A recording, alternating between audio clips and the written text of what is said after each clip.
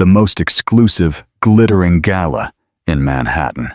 A woman, the secret founder of the world's most enigmatic fashion house, stands alone, an apparition in a simple dress her husband despised. His lover, dripping in conspicuous designer logos, pointed a perfectly manicured finger and let out a laugh that sliced through the room. "Did you make that yourself?" The crowd sneered, unaware they were witnessing the public humiliation of New York's most powerful secret. They thought she was a nobody, a discarded wife about to be traded in. They had no idea the plain dress she wore was worth more than every jewel in the room, because she didn't just wear the brand. She was the brand. Like this video right now, if you think quiet confidence always beats loud arrogance, and subscribe to the channel for more stories of ultimate revenge. The gold cage on Fifth Avenue, the silence in the Fifth Avenue penthouse was a living thing, dense, suffocating. It clung to the minimalist furniture and crept across the polished marble floors, a constant, unwelcome guest in the home shared by Vivian and Marcus Sterling. It was a silence born not of peace, but of 1,000 unsaid resentments. Vivian sat on a cream-colored sofa, a sketch pad open on her lap, but her charcoal pencil remained still. Her gaze was fixed on the sweeping view of Central Park, its autumn colors a vibrant tapestry that felt a world away from the sterile gray of her life. Marcus entered the room, not with a greeting, but with the rhythmic tapping of his thumbs on his phone screen.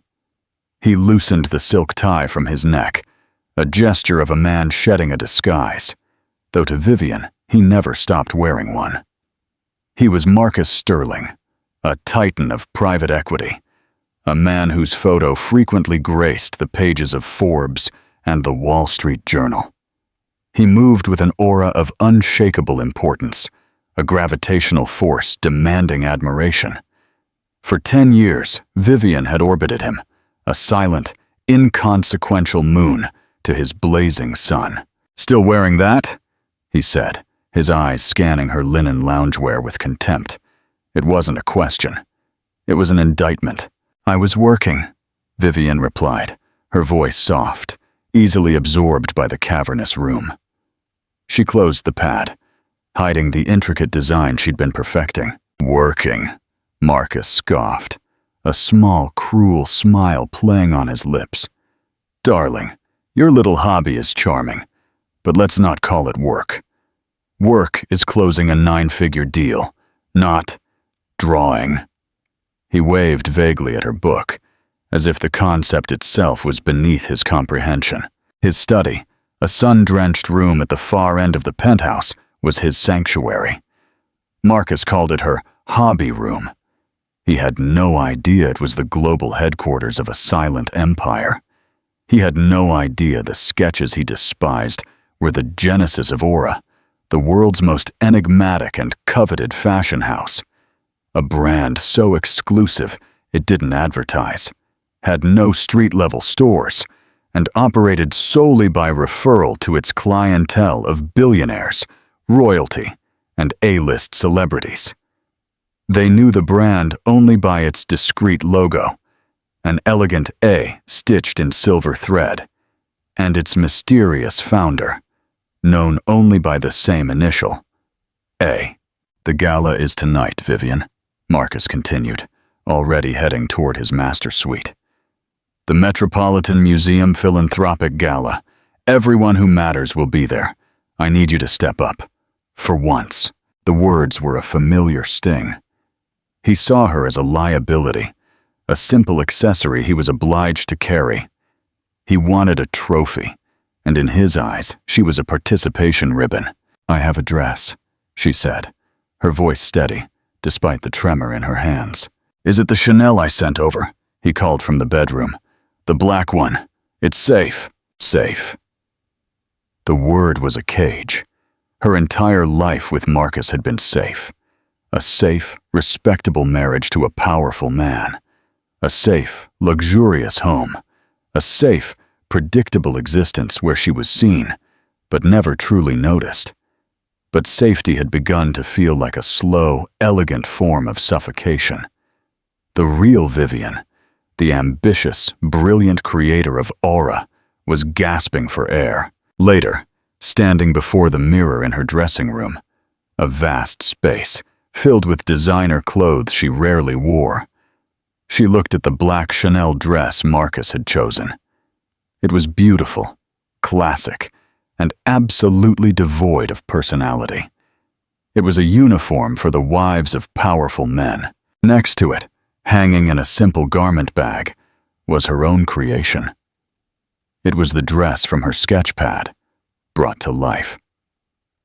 The fabric was a unique blend of silk and charcoal she'd developed with a small Italian atelier, a material that seemed to drink the light, shifting from a deep, bizarre gray to liquid silver with every movement.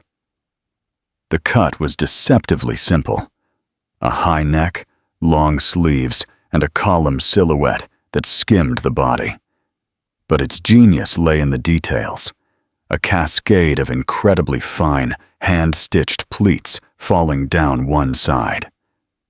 A signature aura technique, known by its devout followers as the cascade stitch. It was elegant, understated, and powerful. It was everything she was, and everything Marcus failed to see. Her phone vibrated on the vanity, a message from an unknown number. Her heart slammed against her ribs. It had been happening for months. Anonymous messages, glimpses of another woman's life intertwined with her husband's. A photo of two champagne flutes clinking. A female hand, blood-red nails, holding one of them. A shot of the view from a Miami hotel room the weekend Marcus was supposedly at a board meeting in Chicago. She never replied, never confronted him. The evidence was a cold, hard knot in her stomach, a truth she wasn't ready to untangle. Confronting him meant detonating the life she knew. She wasn't ready for the fallout. Not yet. Tonight, however, felt different.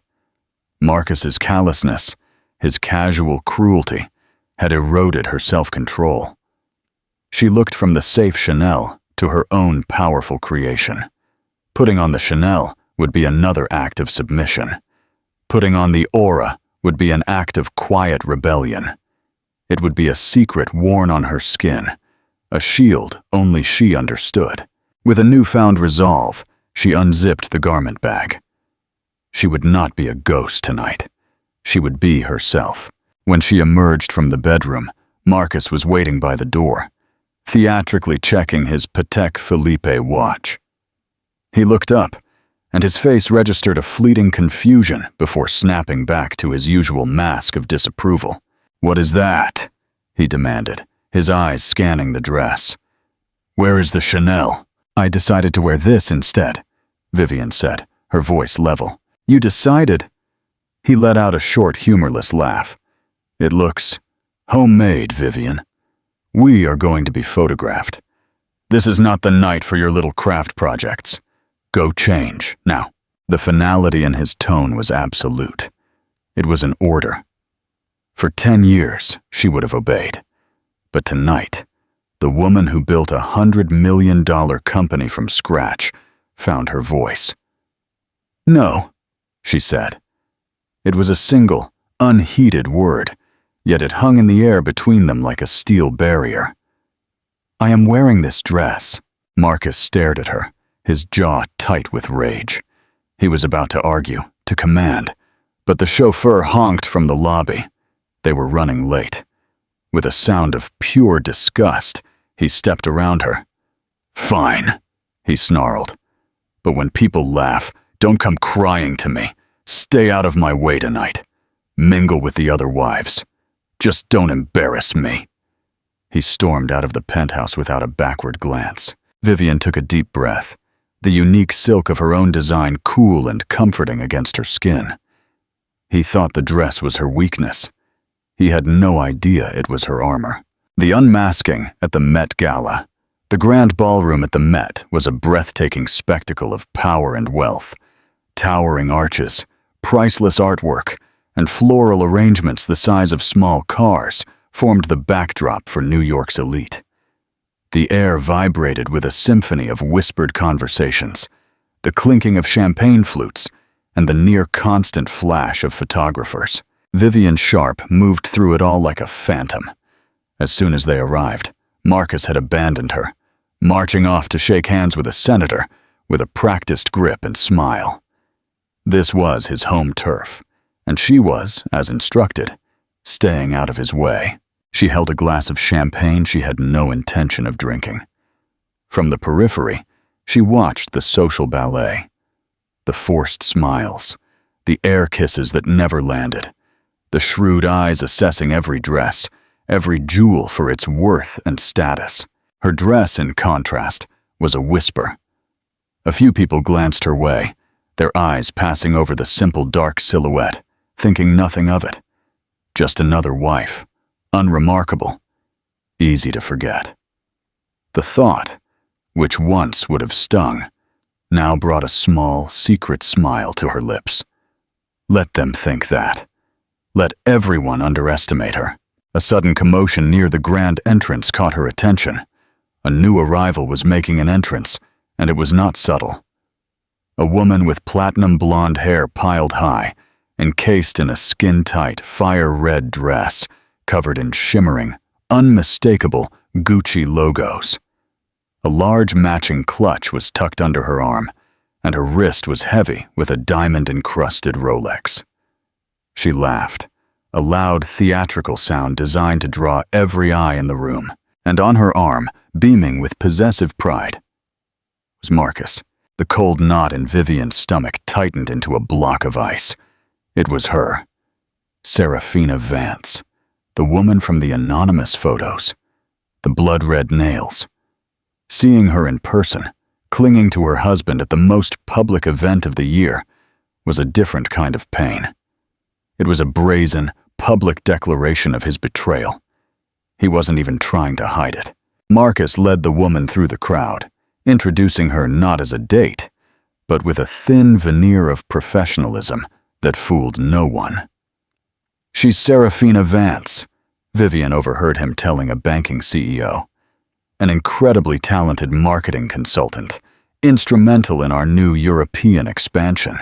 Vivian watched as Marcus's hand settled possessively on the small of Serafina's back, a gesture of intimacy he hadn't shown her in years. She felt a wave of nausea. She needed to leave. But then, Serafina's gaze swept the room and landed directly on her. A slow, venomous smile spread across her perfectly painted red lips. She whispered something into Marcus's ear, and he followed her gaze. His expression soured, a flicker of annoyance before being replaced by something crueler: amusement. They began to walk toward her, cutting directly through groups of guests, creating a path, a silent announcement that a confrontation was imminent.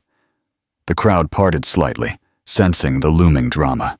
Vivian's feet felt rooted to the floor. Every instinct screamed at her to flee, to escape the humiliation. But then she felt the subtle weight of her dress against her skin. The cascade stitch, a silent column of steel against her own. She had spent a decade shrinking herself to be small and acceptable for Marcus's world. No more. She lifted her chin, her expression serene, and waited. Serafina stopped a foot away from Vivian. Her eyes made a slow, offensive appraisal, starting at Vivian's simple black heels and traveling up to her face before discarding her entirely to focus on the dress. She let out a giggle, a brittle, tinkling sound that grated. "Well, well, Marcus," Serafina said, her voice loud enough for at least a dozen people to hear clearly.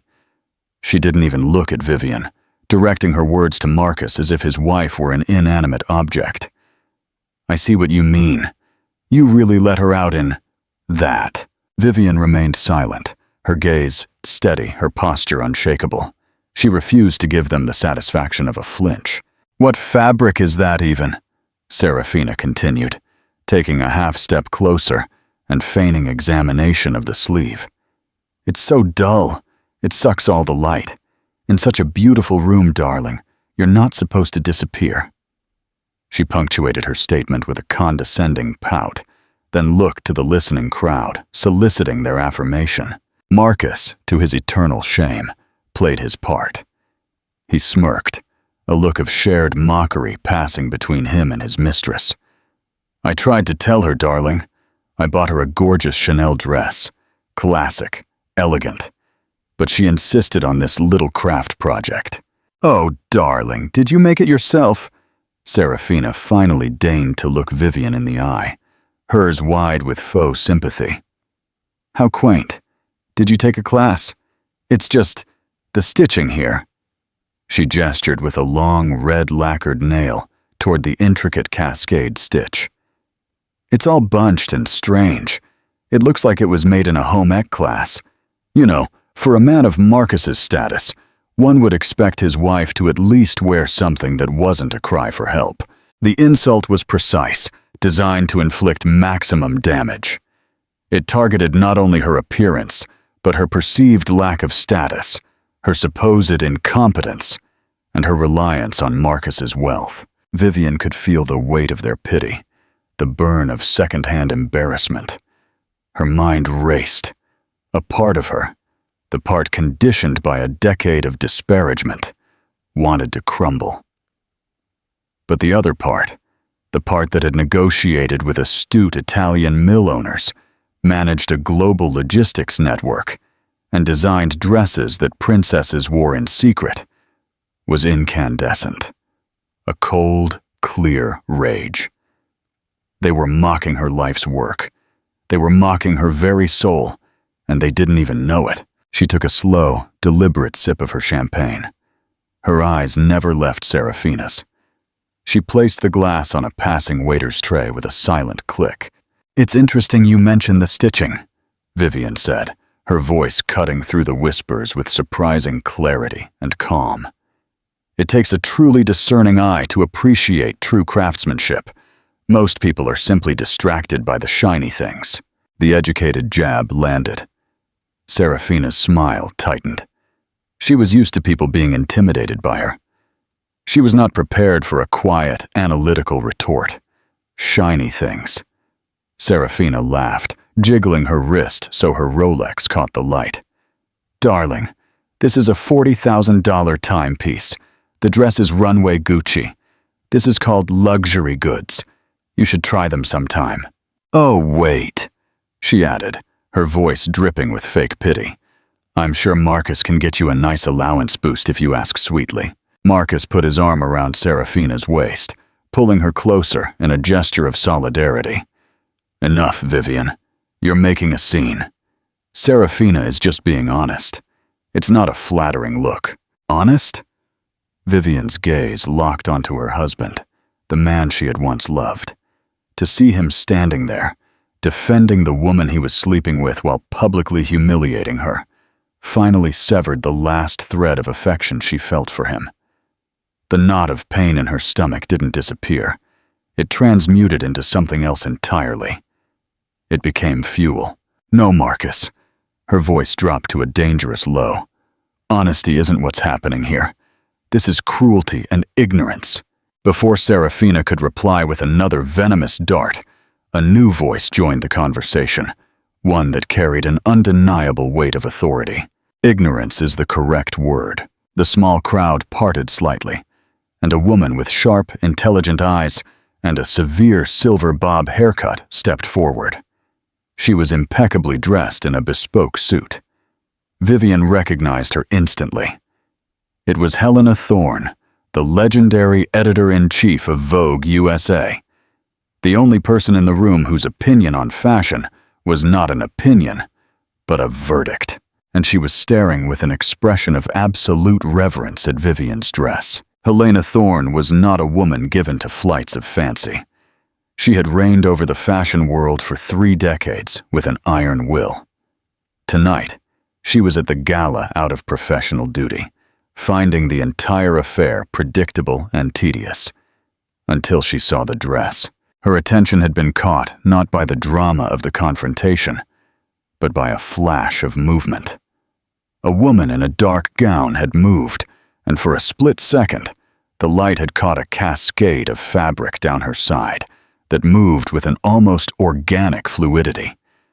It was a ripple of liquid shadow. Helena's breath hitched. She pushed closer, her journalistic instincts buzzing. She recognized the latent tension around the small group, the classic tableau of the powerful husband, the flashy mistress, and the beleaguered wife. But she tuned out the screeching voice of the blonde woman. Her focus was entirely on the dress worn by the calm, poised brunette. The fabric was extraordinary, a silk and charcoal blend, with a matte finish that defied the ballroom's brilliant lights. It was a statement of anti-statement, a confident rejection of the night's ostentatious theme. And then there was the stitching. Helena's heart began to beat faster. It was not bunched and strange, as the blonde had so ignorantly claimed. It was a marvel of technical skill, the cascade stitch, a signature so unique, so difficult to execute, that it could only belong to one designer. Aura. For the past 2 years, Aura had been the fashion world's obsession. The brand had sprung from nowhere, appearing on a handful of meticulously chosen A-list actresses who refused to name the designer. Its pieces were unattainable, almost mythical. There were no press releases, no interviews, no fashion shows. The only way to acquire a piece was to be personally invited. The brand's founder was known only as A figure more mysterious than Banksy. Helena had seen photographs of the few existing Aura pieces, studying them with the intensity of an art historian. She knew the cascade stitch, but the dress this woman wore was different. It was more advanced, more refined. It had to be a new, custom piece, haute couture from the founder's private atelier. Ignorance is the correct word, Helena said, her voice cutting the tense atmosphere. She stepped into the circle, her formidable presence instantly shifting the balance of power. She completely ignored Serafina and Marcus. Her attention was wholly fixed on Vivian. "I apologize for interrupting," she said, her tone respectful, almost reverent. "But I've been watching your gown for the last 10 minutes. It is without question the most magnificent piece in this room tonight." A collective gasp went around the onlookers. Serafina's jaw slackened. Her smug expression crumbled into confusion. Marcus looked annoyed. Who was this woman to interrupt his drama? Helena took another step closer to Vivian, her eyes tracing the line of the cascade stitch with professional adoration. "That gown, it's an Aura, isn't it?" The name dropped like a bomb. Whispers erupted.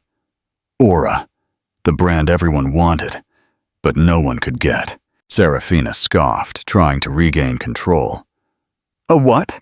It looks like something from a department store basement." Helena didn't even grant her a glance. Her sharp gaze remained fixed on Vivian. "But this design," she continued, her voice filled with intellectual excitement. "I've never seen it cataloged. The stitching work is a level above the main collection. It's from the new Atelier collection, isn't it? A private commission?" The entire social ecosystem of the gala seemed to freeze. Gossip, networking, flirting. It all ceased as everyone within earshot strained to listen. The demure and berühmte wife of Marcus Sterling was wearing a custom gown from the world's most mysterious and exclusive fashion house. The narrative had just taken a sharp turn. Marcus was staring at Vivian, a flicker of disbelief in his eyes. He knew the name Aura. One of his wealthiest clients, a Saudi princess, had been on a wait list for an Aura coat for over a year. Vivian felt a rush of adrenaline. This was the moment, the precipice. She could retreat into the shadows or step into the light. She met Helena Thorne's inquiring, intelligent gaze and saw not a threat, but an ally. She gave a small, "It is." The confirmation sent another shockwave through the crowd. Helena leaned in slightly, her voice dropping to a conspiratorial whisper, yet still audible to those nearby. "I must know. My magazine has been trying to land an interview with the founder for a year. The secrecy is maddening. No one knows who they are. They only go by A." The stage was set. The audience was captive. Vivian took a slow breath. She looked past Helena. Her gaze settled on her husband's stunned face, and then on Serafina, who was now a mask of pure, baffled fury. She held their stares as she spoke the line that would shatter their world. "I didn't acquire it," Vivian said, her voice perfectly calm, perfectly clear. "I designed it. I am A." For one heartbeat, the only sound was the faint, distant melody of the string quartet playing in the main hall. The 60 or so people in the immediate vicinity froze, processing the words that had just been uttered. "I am A." Then, chaos erupted. The first sound was Serafina's choked gasp. Her face, moments earlier flushed with triumphant cruelty, went bone white beneath her expensive foundation. Her mouth opened and closed, but no sound came out. She looked as if she'd been struck by lightning. The second sound was the blinding, percussive burst of a dozen camera flashes firing at once. Society reporters and photographers, who had been lazily documenting the gala's luminaries, suddenly smelled blood in the water. This was no longer a petty domestic spat. This was the scoop of the decade. The ghostly founder of Aura was not a reclusive European couturier. She was Vivian Sterling, the understated, overlooked wife of a private equity magnate. And she had just unmasked herself in the middle of her own public humiliation. "Mrs. Sterling! Mrs. Sterling!" Questions came like machine gun fire. "Are you really the Aura founder? Why have you been anonymous all this time? Is this your official reveal?" Microphones and iPhones lunged toward Vivian's face. The crowd of onlookers transformed into a frenzied press mob, shoving and jockeying for position. Helena Thorne, ever the professional, acted fast. She placed a protective arm over Vivian's shoulder and turned toward the frantic reporters. "Ladies and gentlemen," Helena announced, her voice cutting through the noise with practiced authority. "You are witnessing a historic moment. Mrs. Vivian Sterling, the creative genius behind Aura, has arrived. She will be giving Vogue an exclusive interview next week. For now, please give her space." It was a masterstroke. She had claimed the scoop and protected Vivian in one move. Marcus was paralyzed, his face a grotesque tableau of shock and dawning horror. His mind, usually so quick to calculate, was short-circuiting. Vivian. His quiet, boring, hobby-drawing Vivian. Vivian, the creator of Aura, the brand whispered about in the world's most exclusive boardrooms and royal courts. It was impossible. It was ridiculous. And yet he saw it. The late nights in her study he'd dismissed as aimless meandering. The mysterious deliveries of fabrics he'd complained about cluttering the service elevator. Her quiet confidence, which had so infuriated him earlier tonight. It all clicked into place with sickening clarity. The woman he had spent a decade systematically underestimating, the woman he had just publicly shamed, was not only wealthy in her own right. She was a cultural force, a creator, an artist, a titan in a world he couldn't even comprehend, let alone enter. The power dynamic of their entire marriage had just reversed in the most spectacular way imaginable. But it was Serafina's reaction that was most telling. Color was returning to her face in patchy red splotches of pure rage and mortification. The gown she was wearing, the Gucci logos that had been her armor, her symbol of superiority, now looked utterly pathetic. It was mass-produced luxury, a loud, desperate scream for attention. The dress Vivian wore was the opposite. It was a whisper of true power, a secret handshake among the global elite. And Serafina had just called it homemade trash in front of Helena Thorne. She stared at the cascade stitch on Vivian's dress, the very detail she had mocked, and saw it for what it was. A mark of genius. The crowd was no longer looking at her with envy. They were looking at her with contempt. Marcus, finally reacting, scrambled to save the situation. His career was built on perception, and the perception of this moment was catastrophic. He tried to force a proud, supportive smile onto his face. "Of course," he boomed, stepping forward and attempting to put his arm around Vivian. "I have always been my wife's biggest supporter. Her creativity is boundless. We just wanted to keep it private for her sake." It was a weak, transparent lie, and everyone knew it. Vivian took a subtle step to the side, causing his arm to drop awkwardly into the empty space between them. The rejection was silent, but under the glare of the flashes, it was devastating. It was a clear, public separation. She turned to Helena, completely ignoring her husband. "Thank you, Helena. An exclusive interview sounds marvelous. Shall we have our teams connect tomorrow?" "Absolutely, dear," Helena beamed. She had her headline, "The Unmasking of A." Empowered, Vivian turned and began to walk away from the scene of her humiliation, which had now become the stage for her coronation. She did not retreat. She walked deeper into the heart of the gala. The sea of people parted for her as if she were royalty. The whispers that followed her now were not of pity, but of awe. She passed a reflective marble column and caught sight of herself, a woman in a simple dark dress. But for the first time, she was not a phantom. She was a contained, silent thunderstorm, ready to strike. She had not just reclaimed her narrative, she had set it on fire. The final word. The explosion from the gala was not a contained event. It was a nuclear detonation that sent shockwaves worldwide. By the time Vivian returned to the penthouse alone, the story was already the #1 global trending topic. Aura founder, Vivian Sterling. The dress. Her phone, which had been silent for years, was a brick of notifications. The headlines were sensational.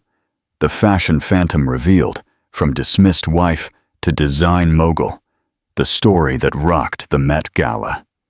Serafina Vance had instantly transformed from an object of envy into a global meme. Her name became shorthand for ignorant arrogance. Serafina the Snooty was the internet's preferred nickname.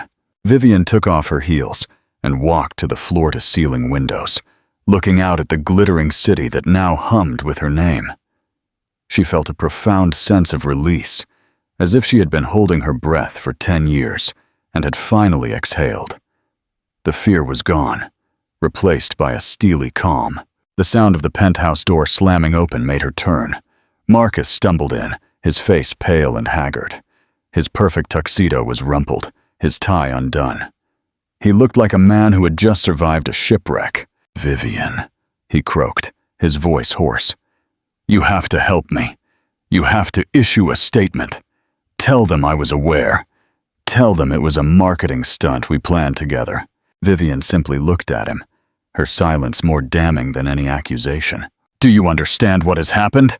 he ranted, pacing the room like a caged animal. "My phone hasn't stopped ringing. My investors, my partners, they are laughing at me.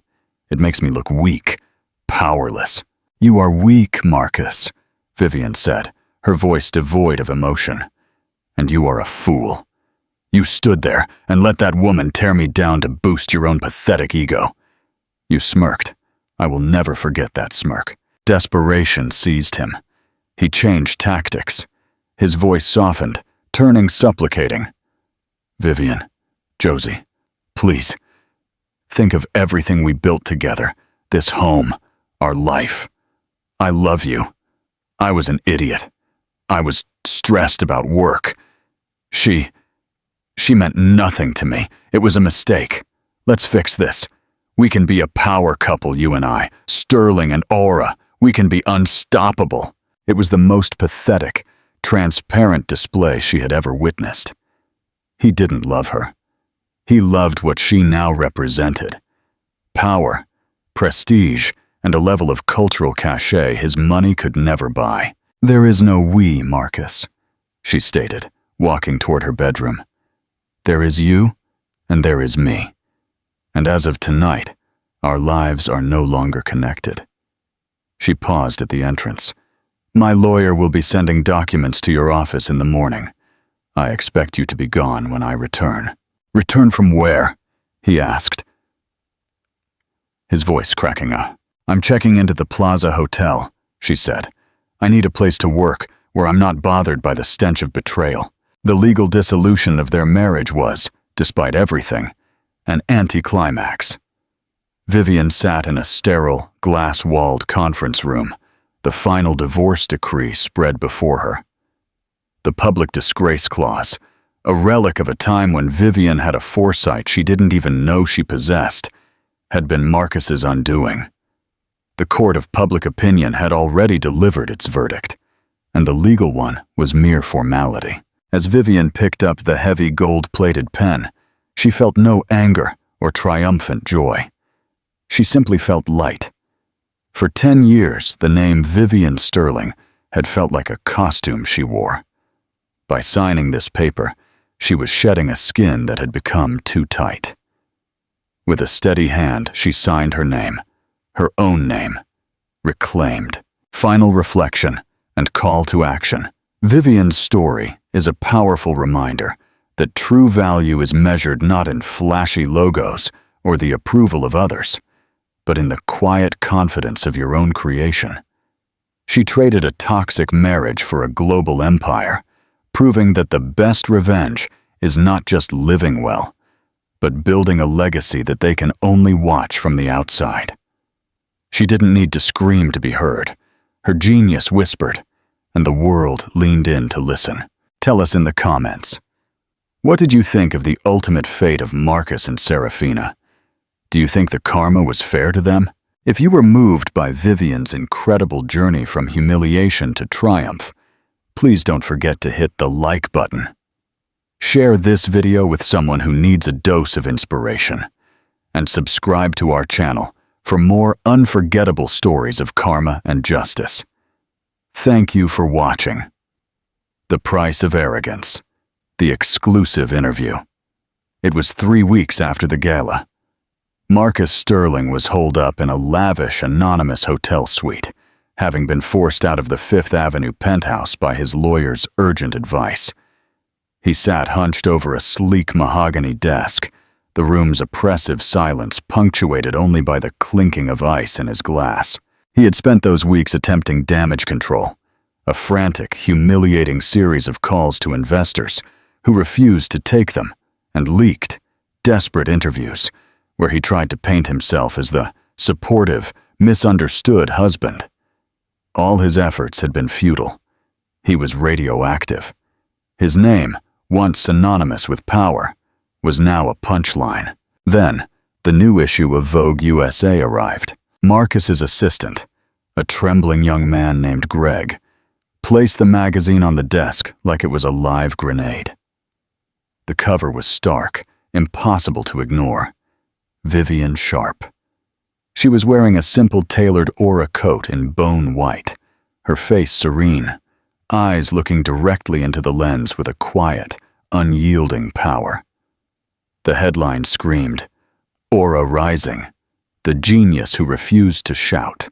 Marcus dismissed the assistant with a curt wave and snatched the magazine. He flipped through the pages with a bitter, shaking hand past the high-fashion spreads and glossy ads until he reached the feature article. The accompanying photos were a masterpiece of storytelling. There was a full-page shot of Vivian in the old Fifth Avenue penthouse, his penthouse, in what used to be her hobby room, now revealed as her global headquarters. She was sitting amidst sketches and fabric swatches, the city skyline spread behind her, a true empress surveying her domain. The article, penned by Helena Thorne herself, was a masterpiece of elegance and subtle cruelty. Vivian never named Marcus or Serafina, but the narrative made it clear. For years, the founder of Aura, known only as A, chose to work in total anonymity, letting the craftsmanship speak for itself. It was a philosophy of quiet luxury long before the trend, a deliberate choice to reject the noise and vanity of a world focused on status symbols over substance. I asked Ms. Sharp if her decision to unmask herself at the Met Gala was a planned act of retaliation against the very world she chose to observe from afar. Her response was simple. It was an act of self-reclamation. When you are dismissed for being quiet, sometimes the greatest statement is simply to walk into the light and confirm your existence. Marcus felt a searing heat spread across his cheeks. Dismissed for being quiet. That was him. His casual, decade-long contempt distilled into a single, damning phrase. He had dismissed a creative force of nature, a brilliant businesswoman, and an artist, all because she didn't fit his loud, shallow definition of success. He continued reading, his eyes darting across the pages, searching desperately for any mention of his support or partnership. But the article was meticulous. It focused solely on Vivian's journey, her engineering background, her passion for rare Italian textiles, the small, anonymous team she'd built. Marcus Sterling was mentioned only once, in the caption of a small, archival photo of a younger Vivian at a charity event. Vivian Sharp, pictured here during her previous marriage, an era she refers to as a necessary time of germination for Aura's philosophy. Germination. He was nothing but the fertilizer for her genius, the crucible for her creation.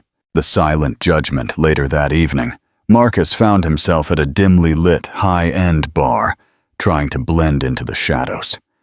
He ordered his third whiskey, the amber liquid doing little to dull the cold dread in his stomach.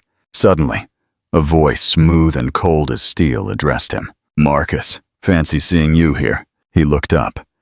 It was Geraldine Hayes, a powerful socialite and venture capitalist who sat on the board of one of his biggest holdings. She was alone, impeccably dressed, and her expression was pure disdain. "Geraldine, good to see you," Marcus mumbled, attempting his practiced, confident smile. She did not return it. She simply raised the copy of Vogue she held clutched in her hand.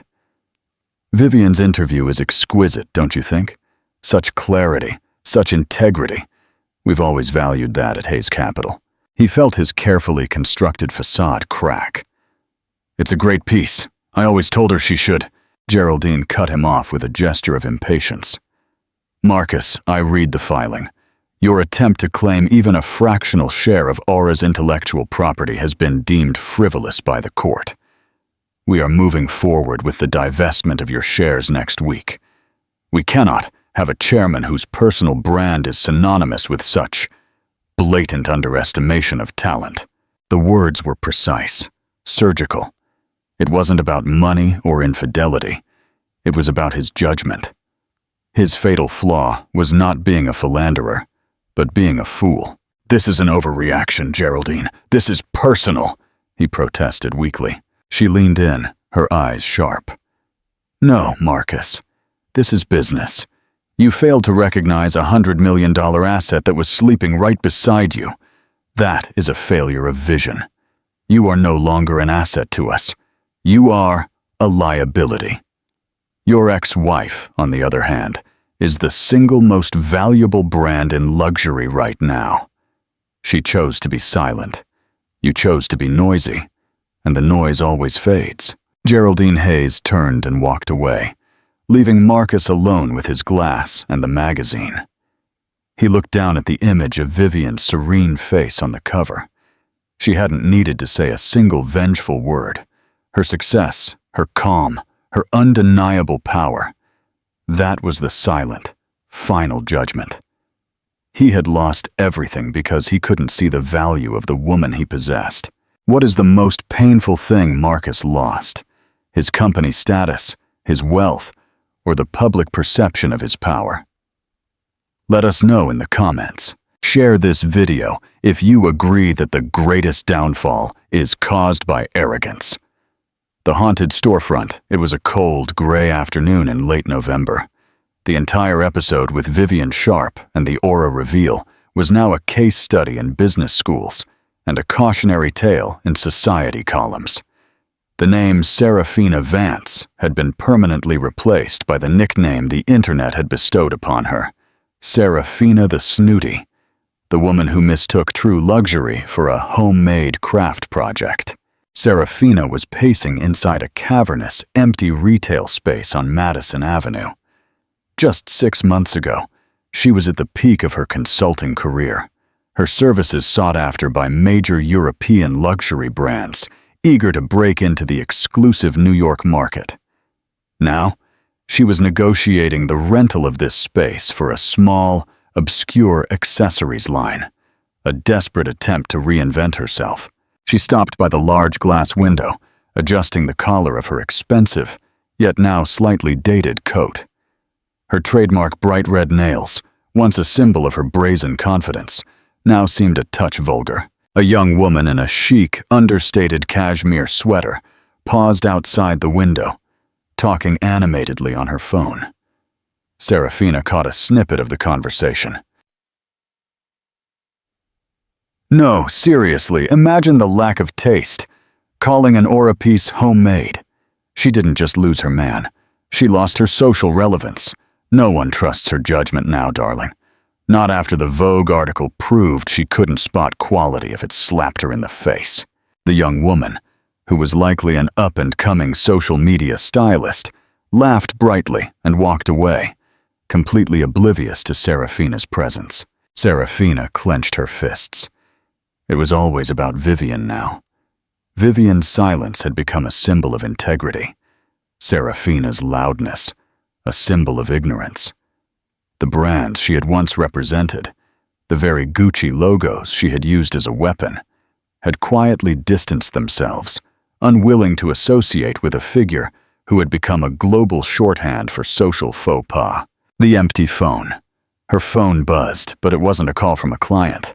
It was an email from her landlord, reminding her that the deposit was overdue. Suddenly, the bell on the storefront door chimed softly. A woman entered. Tall, impeccably dressed in a muted gray tailored suit. Serafina brightened, forcing a professional smile. "Ms. Vance?" the woman asked, her voice cool and measured. "Yes, I'm Serafina Vance. Are you here about the consultation for—" The woman cut her off with a polite, firm lift of her hand. "I'm here from Sterling and Associates," she said, naming Marcus's crumbling private equity firm. "I'm delivering a document." She handed Serafina a heavy manila envelope. Serafina's heart sank. She recognized the typeface on the return address. "Oh, is this from Marcus? What is this about?" "Mr. Sterling instructed me to deliver this. He stated it contains a formal notice of termination of your association, effective immediately. It also includes an invoice for all outstanding fees related to the liquidation of assets associated with Project Red Velvet, the code name for your marketing initiative last summer." The phrase Project Red Velvet was a final, cold jab, a sterile, corporate reference to their sordid affair. Marcus, now drowning in his own financial and social ruin, was cutting every single non-essential anchor. And Serafina, the dazzling accessory he had once paraded, was just another liability to be liquidated. Serafina felt her meticulously applied composure crack. "He can't do this! I have emails! I have proof we were—" "Ms. Vance," the woman interrupted, her tone flat.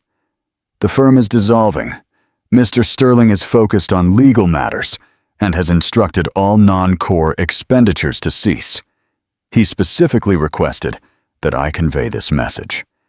Tell Ms. Vance that sometimes the simple, handmade items last longer than the factory-produced knockoffs."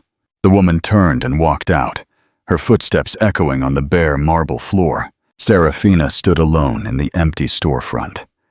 She looked at the heavy envelope, a bill for their brief, destructive fling.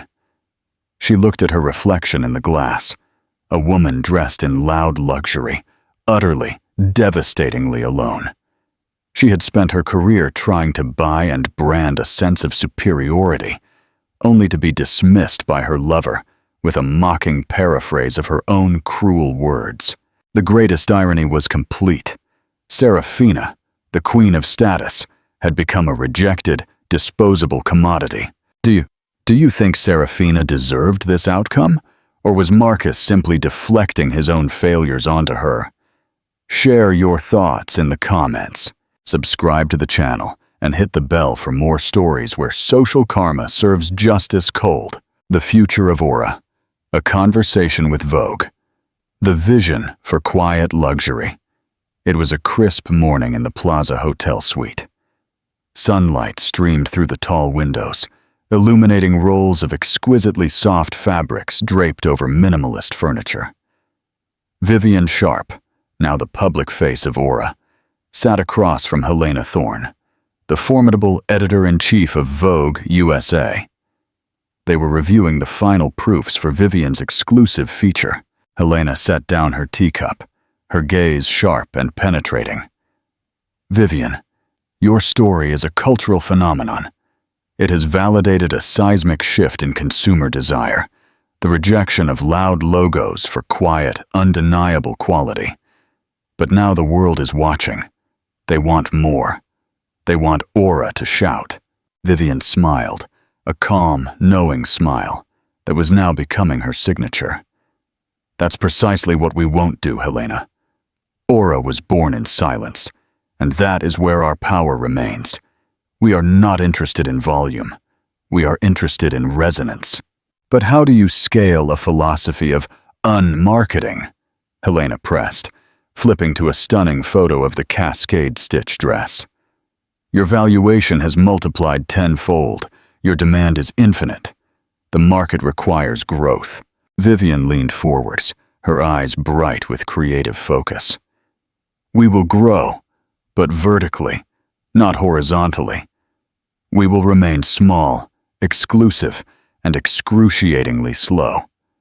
Our growth will be measured in the quality of the thread, not the quantity of the stores. She picked up a swatch of custom-dyed silk. My philosophy is this: Aura is not for those who want to be noticed, but for those who want to be remembered. We will introduce bespoke atelier lines that take months to create. We will partner with small, sustainable European mills. We will make scarcity our most valuable asset. The minute we become available to everyone, we lose the very essence that made us desirable to the world's elite. That quiet, confident secret. The public persona. Helena nodded slowly, her interest clearly piqued. So, the woman who spent a decade hiding behind the initial A now embraces the spotlight. How do you reconcile the need for privacy with the demands of public leadership? You're a CEO now, Vivian, not just a designer. I am learning to separate the two, Vivian admitted. The artist, the creator, still needs that silence to germinate ideas, as I called it in the article. She paused, a shadow of her past crossing her face. But the woman who was publicly underestimated and shamed now understands her responsibility. My public role is to stand as a testament. Never allow someone else's narrow vision of you to define your worth. She met Helena's gaze. My company is built on integrity. My leadership will be too. I will use the spotlight to champion sustainable craftsmanship and to support women who have also been overlooked or dismissed in the corporate world. That is the only noise Aura will make. Helena smiled, a rare sign of genuine approval. You are more than a designer, Vivian. You are a movement. And you've given us the story of the decade. Your triumph over Marcus Sterling and the Serafina the Snooty incident will forever be remembered as the moment the old luxury guards fell. The final step, speaking of which, Helena said, gathering her papers. The question that remains, and one I feel compelled to ask. Now that you have the wealth, the power, and the freedom, Is there any room left in your life for something personal? For love? Vivian looked out the window at the bustling, unapologetic city. She thought about the cold, isolating silence of the old penthouse and the warm, purposeful quiet of her new life. Love used to be a safe, predictable contract, Vivian said thoughtfully. A compromise. I will never compromise myself again. She turned back, her eyes twinkling. Aura's future is about creating something exquisite and enduring. And perhaps that same philosophy applies to my personal life. If love is to enter my life, it must be the very best. A custom fit, not a ready-to-wear obligation. She stood up, extending her hand to Helena. Thank you for capturing this moment, Helena. I trust you to tell our story with the precision and respect it deserves. Helena shook her hand, her expression one of utter conviction. It will be a masterpiece, Vivian, a testament to the fact that the most injurious thing you can do is underestimate a woman who chooses to build her own empire in silence. The custom-fit connection, the architect of joy. It had been 18 months since the Met Gala detonation. Aura was now a global phenomenon, the undisputed leader of the quiet luxury movement. Vivian, the visionary A, had moved her headquarters to a magnificent airy loft space in downtown Manhattan, a place where the silence was filled with creativity, not resentment. She was no longer preoccupied with Marcus Sterling's downfall or Serafina Vance's public ridicule. Her focus was entirely forward, on the next collection and the next architectural challenge. It was this focus on architecture that brought Rhys Ellington into her life. Rhys was a structural engineer and architect, known for his meticulous, understated designs that emphasized light and sustainability. He had been hired to oversee the renovation of Aura's flagship, though still appointment only, atelier in London. Their first meeting was in a stark, cold construction site. Vivian, dressed in an Aura charcoal wool suit, pointed to a wall. Rhys, I need this wall to feel like it breathes. I need the light to fall precisely here, creating a shadow that mimics the cascade stitch. Rhys, a man of precise measurements and quiet intensity, didn't scoff at the artistic demand. He simply studied the light, then looked at Vivian. That requires a micro-adjustment to the cantilever and a specific finish on the concrete. It's challenging, but beautiful. It's about engineering poetry. Their connection was immediate. It was not the tempestuous, consuming fire of youth, but the deep, satisfying warmth of two minds operating on the same frequency. Rhys didn't gush over her fame. He respected her process. He saw her not as A, the magnate, but as Vivian, the brilliant problem solver. The unplanned dinner, one late Friday evening in New York, after hours spent reviewing structural blueprints, Rhys insisted on dinner, not at a trendy, loud restaurant, but a quiet, tucked-away spot with exceptional lighting and simple, perfect food. As they ate, Rhys noticed the subtle silver stitching on Vivian's sleeve. That stitching, he commented, his voice low. It looks structurally impossible to maintain that tension and still allow that drape. Vivian laughed, a genuine, relaxed sound she rarely shared. It took 3 years to perfect the technique. It's all in the countertension of the underlayer. It's about building a beautiful internal frame that nobody sees, but everyone feels. Rhys nodded, not a flicker of condescension in his eyes. That's a philosophy I can appreciate. True excellence is often invisible. It's the integrity of the foundation. He then looked directly at her, setting down his fork. You are an incredibly successful public figure, Vivian. But I suspect the real Vivian is that beautiful internal frame. The one that was built in silence, that held up the entire structure until it was strong enough to face the light. His words didn't ask about her past heartbreak. They acknowledged her strength. He wasn't trying to fix her. He was simply describing the architecture of her soul. It was an intellectual intimacy that made her heart feel lighter than any champagne. The custom-fit promise. A year later, they stood on a private terrace overlooking the twinkling Manhattan skyline, a view far more meaningful than the sterile panorama of the old penthouse. Reese hadn't proposed with a grandiose speech or a flashy diamond. Instead, he presented her with a small, beautifully crafted wooden box. Inside, there was no ring. There were two small, elegant metal objects. One was a tiny, perfectly miniature silver hook, the kind used in haute couture closures. The other was a tiny bronze loop, an architectural anchor he'd designed. "When I design a structure, Vivian," Reese said, his voice earnest, "I make sure every piece is load-bearing and perfectly counterbalanced. I spent a long time thinking about what would truly fit you." He took her hands. "The hook is you, the quiet, meticulous artistry that fastens everything together. The loop is me, the steady, strong foundation that wants nothing more than to hold you in place without suffocating you." He smiled, a gentle warmth in his eyes. No compromise, no pretense, just two strong, beautiful pieces that connect without either one losing its function. A true custom fit. "Vivian, will you let me be your custom fit?" Tears welled in Vivian's eyes.